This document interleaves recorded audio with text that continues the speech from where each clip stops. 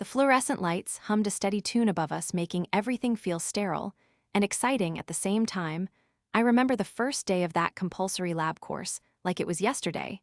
It was a required class for my major, and I was genuinely thrilled to get my hands dirty with real experiments. My name is Clara Bellwether, and I'm 20 years old, a sophomore at a university a few towns over from my quiet hometown of Blackwood, Massachusetts, a place of old colonial houses and sleepy autumns. I always felt like my university was where I truly belonged, surrounded by books and the thrill of discovery.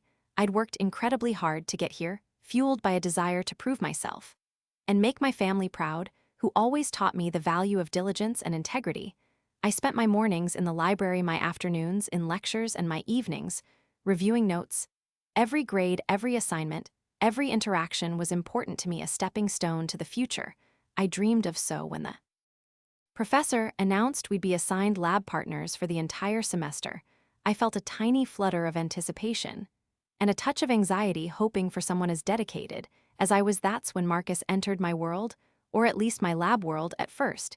He seemed perfectly fine. He was tall with a casual confidence that I mistook for competence. For the first 2 sessions, he showed up on time, engaged in the work, and seemed like a decent enough partner. We talked about the experiments, we shared theories, we even laughed a bit, but then almost overnight things started to change, subtly at first, then more obviously. He began arriving late, mumbling vague excuses about traffic or a forgotten alarm clock.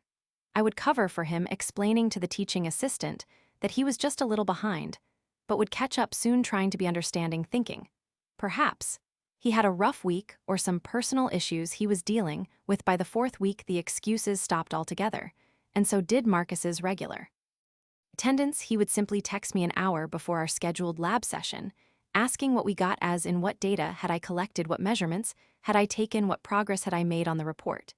And then he would vanish again. His phantom presence was a growing problem, a shadow over my commitment to the course.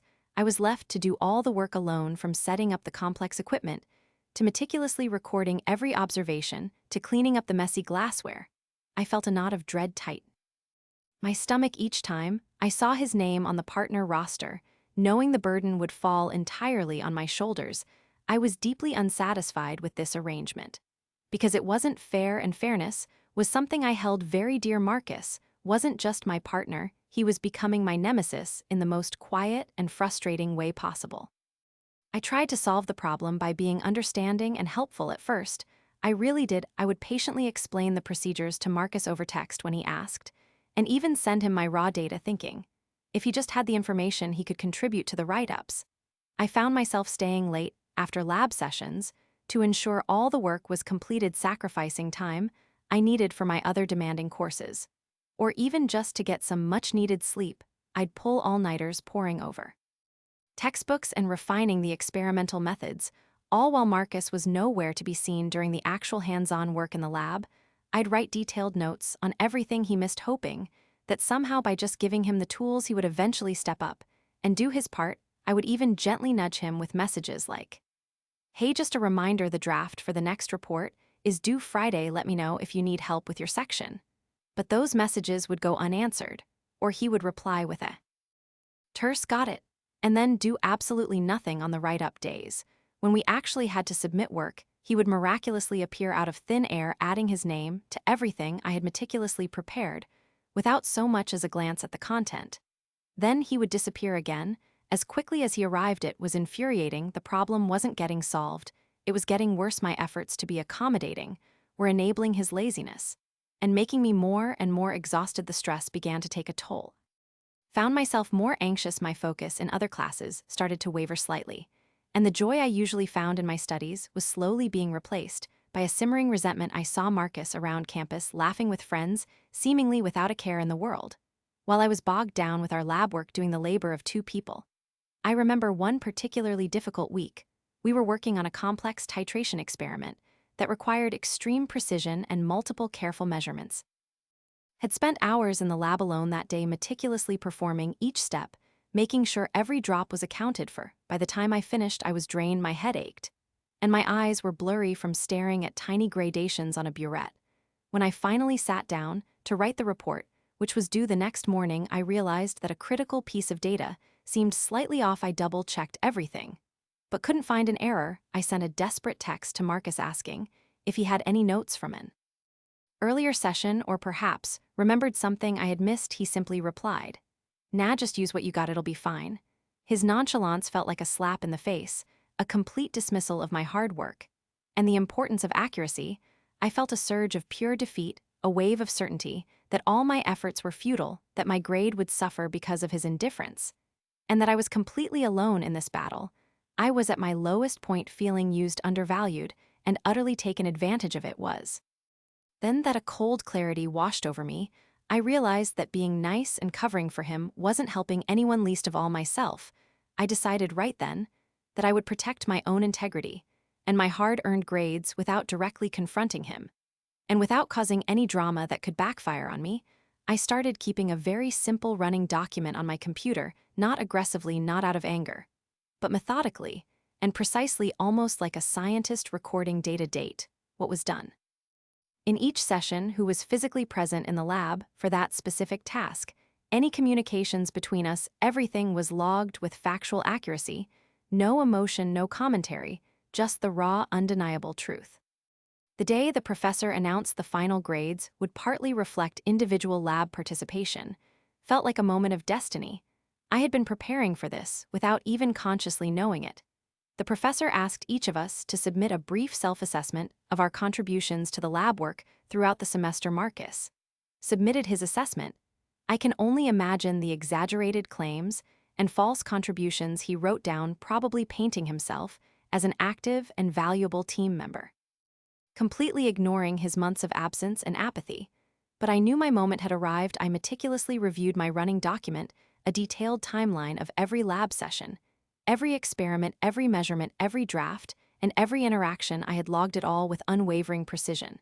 And without any personal bias, my self-assessment was factual, specific, and contained exact dates of my contributions. It was a clear record of my tireless efforts, the hours I spent in the lab alone, the careful data collection, and the exhaustive report writing that had been solely my responsibility. I did not mention Marcus by name, not even once. I simply focused on my own work, on what I had done, and on what I could prove. I then attached my comprehensive log as a supplementary document, labeling it simply as Session Attendance Record. It was a silent testament, a collection of irrefutable facts, without a single word of accusation or complaint, just the unvarnished truth presented. Consideration, there was no drama, no heated argument, no confrontation, just a quiet presentation of reality.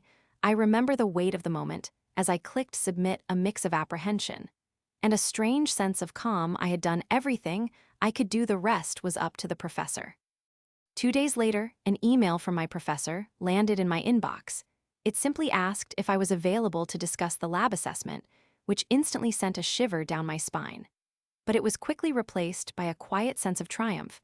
I knew what this meant. I scheduled a brief video call with the professor, where she acknowledged my thoroughness and the undeniable evidence I had provided, confirming that my log aligned perfectly with her own observations of my presence in the lab compared to Marcus's. Marcus ended up with a significantly lower individual grade than the group grade. We'd both been expecting a grade that reflected his true contribution, or rather his lack thereof. I received a furious text from Marcus that afternoon accusing me of being unfair and sabotaging his grade. His words were filled with outrage and disbelief, but I simply read them and did not respond. There was nothing to say. The facts had spoken for themselves. My silence was my answer, and it was more powerful than any argument could have been. The rest of the semester I finished with my head held high. My grades in all my courses were stellar, and I felt a profound sense of accomplishment and justice. I had learned a valuable lesson about standing up for myself and protecting my integrity, not through aggressive confrontation, but through meticulous preparation and quiet determination. I became more confident in my ability to navigate difficult situations with grace and strategy, relying on evidence rather than emotion. I continued to thrive in my studies, carrying that lesson forward into every aspect of my academic life. I realized that my voice didn't always have to be the loudest to be heard. Sometimes, the quietest, most factual evidence could speak volumes more than any shouted words, and that quiet strength became a part of who I was. Years later, after graduating with honors and securing a fantastic research position that was highly sought after I was attending a university alumni event one evening, sipping sparkling cider and networking with other professionals. I spotted Marcus across the crowded room. He looked older, a little less confident than I remembered, and he was talking animatedly about a failing startup. He had apparently sunk all his savings into. He saw me and his eyes widened in surprise, and a hint of something that looked like regret or perhaps even shame flickered across his face. He started to make his way towards me as if to speak. But before he could reach me, my former professor from that very lab course approached me with a warm smile. She put a hand on my shoulder and said, "Clara, it's so good to see you. I still tell my new students about your impeccable record keeping and your dedication. It's a prime example of academic integrity and diligence that I wish more students possessed."